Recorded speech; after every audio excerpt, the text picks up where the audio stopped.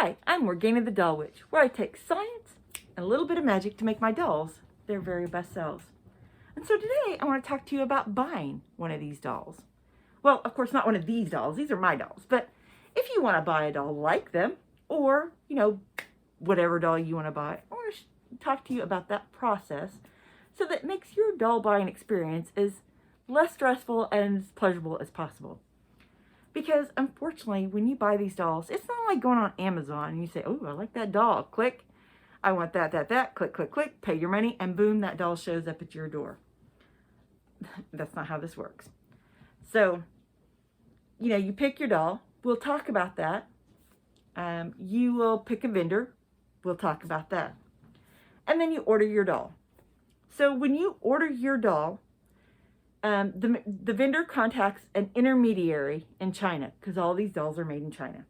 And that intermediary, you hope, speaks English well to get your order to the manufacturer.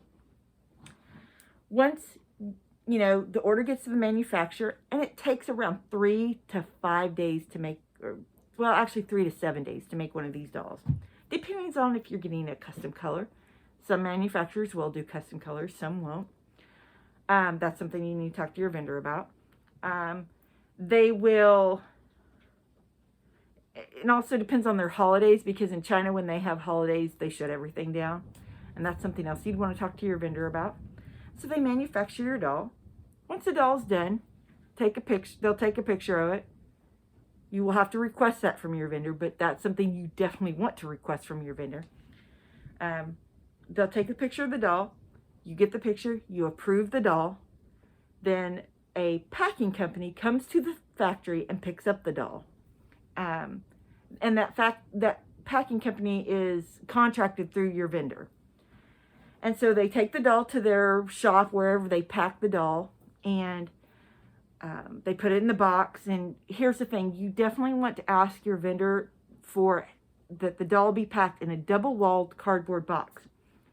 Because especially if you get a heavier doll, if you try to, that doll could very well come out of the box or be damaged during shipping, because shipping companies are not very nice to our dolls.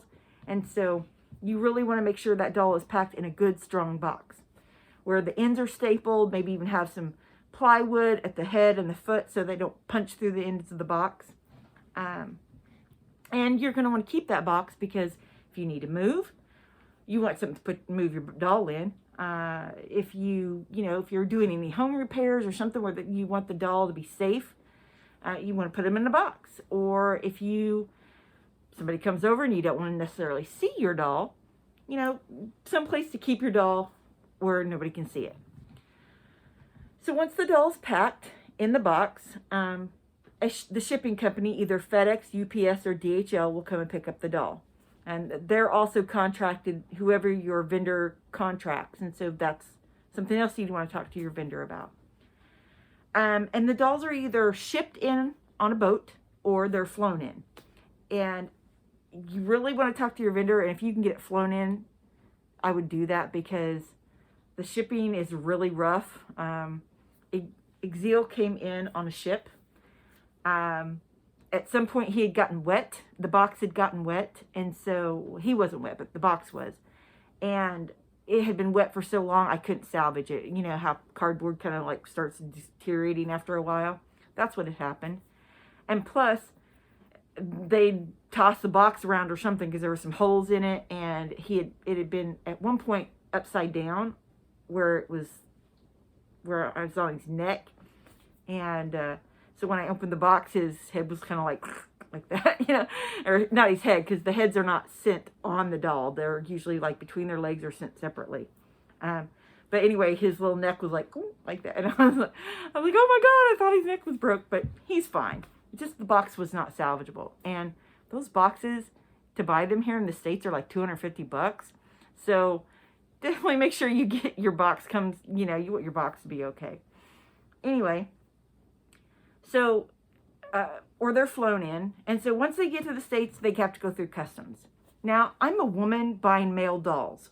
Obviously, adult-sized male dolls. So, I've never had my dolls inspected by customs. But I know a lot of guys who have bought dolls who the dolls were kind of short and they got inspected. Now, here's the thing.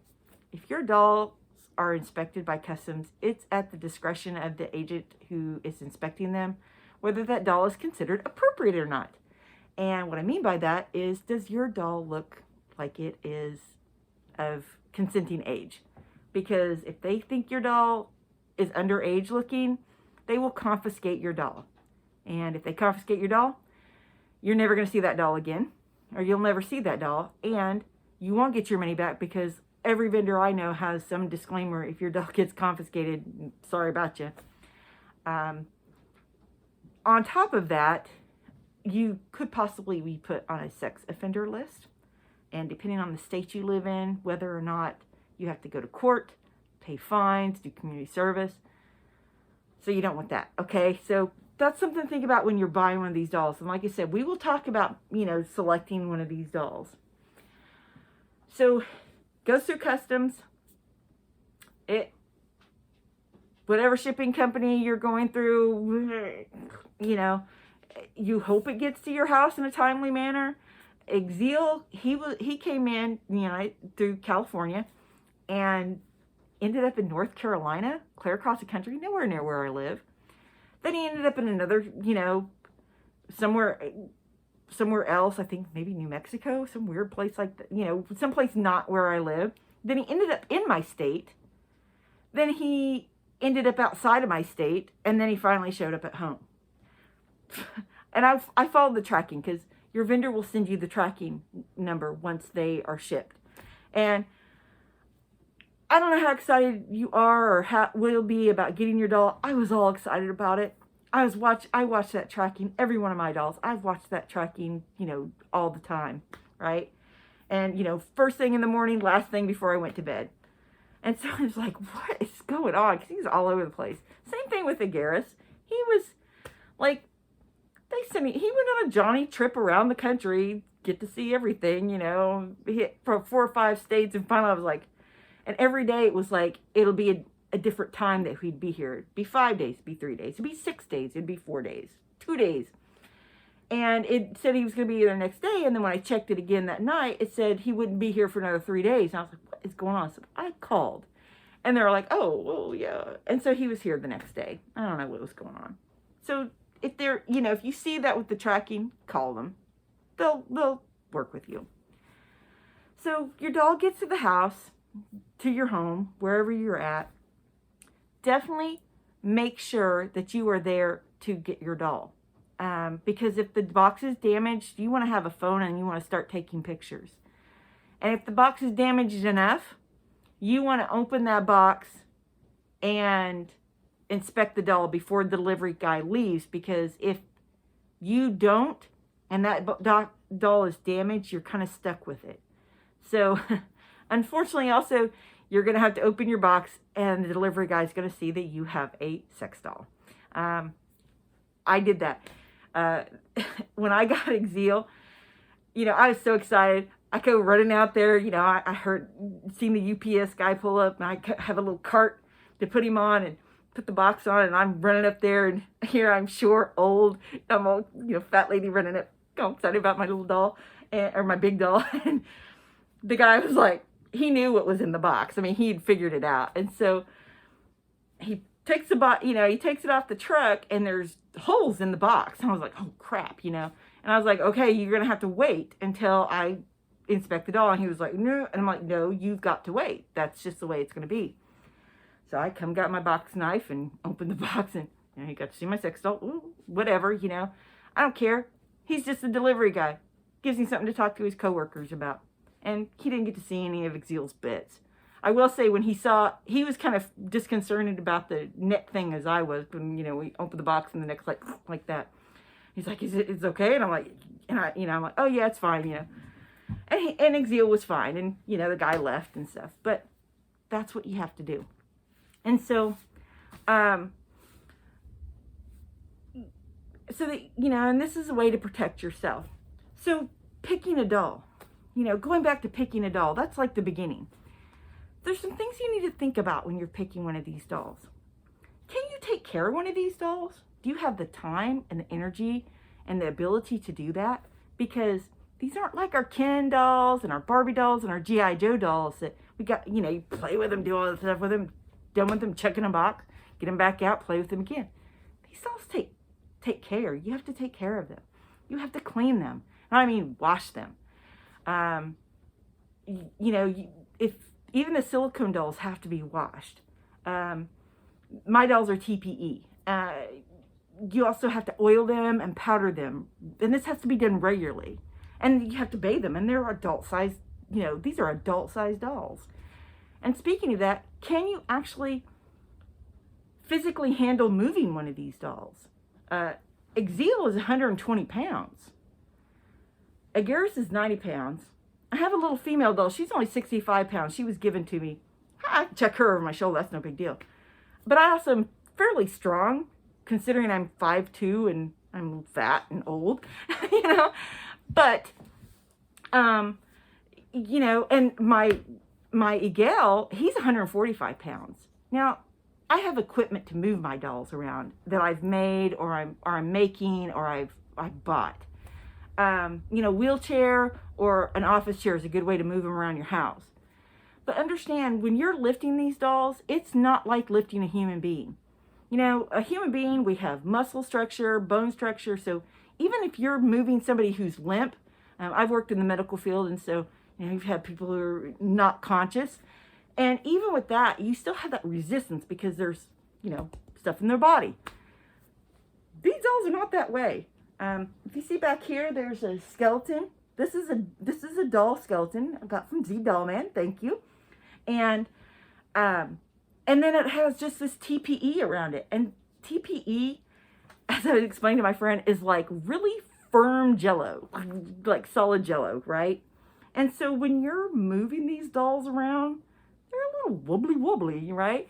You know, especially Exil. He's like I say he's my wobbly, my most wobbly because, you know, they're kind of, when you're holding them, they're kind of, their bodies kind of shift. And so, I mean, he's fallen on me a couple of times, and yeah, that's always fun. But, you know, can you move these dolls around? Are you physically able to do that? I've talked to a lot of people who bought these dolls and were like, really regretted because they could not handle their doll. And, you know, and I've helped them with equipment and, you know, things that they do. And like I said, I will be doing a video. I mentioned this in the other video. We'll be doing a video on like making equipment and buying equipment that can help move your doll around, okay? And so that's something to be aware of. And also be aware of when you buy these dolls, when you see those pictures, oh my gosh, those pictures are so lovely. They look beautiful, right? But that's not exactly what you're going to get. Think about like when you see pictures of models in magazines, right? Perfect hair, perfect makeup, body's perfect, not a blemish to be seen. That's because they have a team of makeup artists. They have a lighting, you know, fabulous lighting. They've got clothing designers. They've got, then the pictures are airbrushed and CGI'd. And so they look perfect.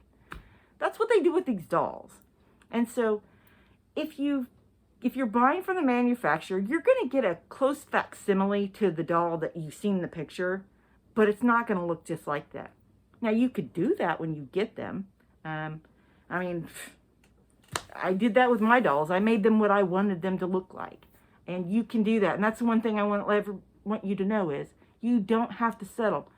Even if the dolls are not exactly what you want, even when you get them, you can do things to make them that way. If you want to see how to do good makeup on dolls, look at some of Mishka Valentino's videos. He's much better at makeup than I am. I suck at it, I'll just be honest with you. That's one good thing I've got male dolls. He's fabulous about makeup. You know, watch some of his videos on, like, you know, putting makeup on your dolls and things like that. If you're talking about repairs and modifications, I can help you with that. But Mishka can also help you with repairs, and Z Dollman can definitely tell you about like taking care of the dolls. He's going to do videos over that. And so, you know, but just understand those dolls are going to look exactly like the picture. So you picked your doll. there's a plethora of vendors out there. And if you're not sure, check out the doll forum. So if you go to Google and type in the doll forum, it's a community, online community for people who own these dolls. The other one good thing about the doll forum is they vet vendors. Now, I will just say, just because a vendor has been vetted by them, doesn't necessarily mean I would buy a doll from them. And just because a vendor has not been vetted from them, doesn't mean that they're not good vendors, okay? But if you're on the doll forum, ask around, because there's people from all over the country. There is somebody, or actually all over the world, there is somebody who has bought a doll from that vendor and who could tell you yay or nay, okay? Things you're going to want to talk to your vendor. When you do find a vendor, getting the factory picture. Is there going to be any delay in shipping because of holidays or anything like that? About the double-walled box. You know, if you do want a custom color, can you get the doll in the color you want? They're going to ask you for a color sample.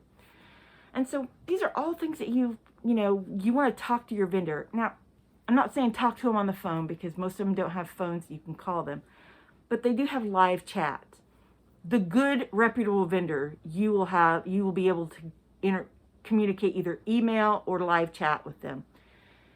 Talk to them a while, okay? Ask them questions. Ask for those factory pictures, or see if they've got pictures of the doll already that they could show you, so that you know what you're going to be buying before you buy it. And, here's the thing. Also talk to them about price.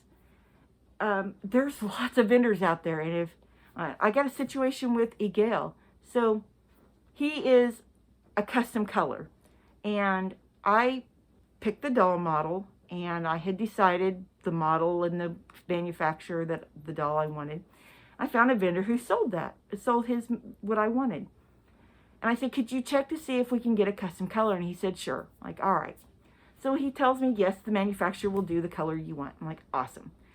Well, as I was waiting for him, I started looking at other vendors.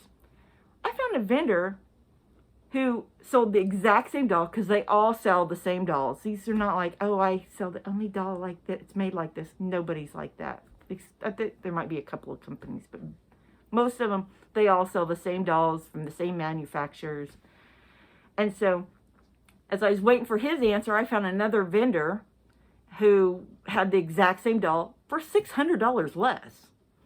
Well, I get the deal. Yeah, they'll make it in the custom color. And I contact the other vendor. I said, I know that they'll make it in the custom color. I want this doll. Well, I got the doll. There were issues. A good vendor will work with you and fix and make sure to make things right. I've never had an order that turned out perfect. So I'll just say, if you've gone through good vendors, which I've been fortunate, after getting screwed over 3 times beforehand, I found really good vendors who worked with me on that.